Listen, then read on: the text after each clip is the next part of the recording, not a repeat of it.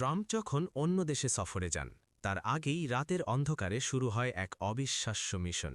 হ্যাঁ, ৬৮ টন ওজনের গাড়িবহর হাজার হাজার কিলোমিটার দূরে পাঠানোর জন্য শুরু হয় এক বিশাল মহাযজ্ঞ।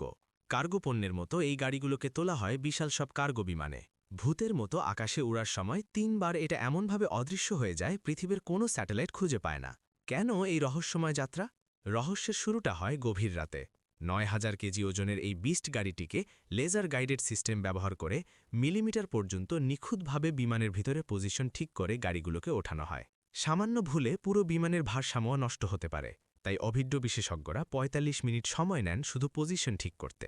মাঝ আকাশে শত্রুপক্ষের নজরদারি এড়াতে সাধারণ রুট ছেড়ে সম্পূর্ণ ভিন্ন পথে ওড়ে এটি। ধরা পড়ার ভয়ে কোনো দেশে ল্যান্ড না করে আটলান্টিক ও ভূমধ্যসাগরের উপর দিয়ে ওড়ার সময় মাঝ আকাশেই জ্বালানি সংগ্রহ করে। গন্তব্যে পৌঁছানোর পর বের হয় একটি নয় বরং ৩টি হুবহু একই রকম গাড়ি।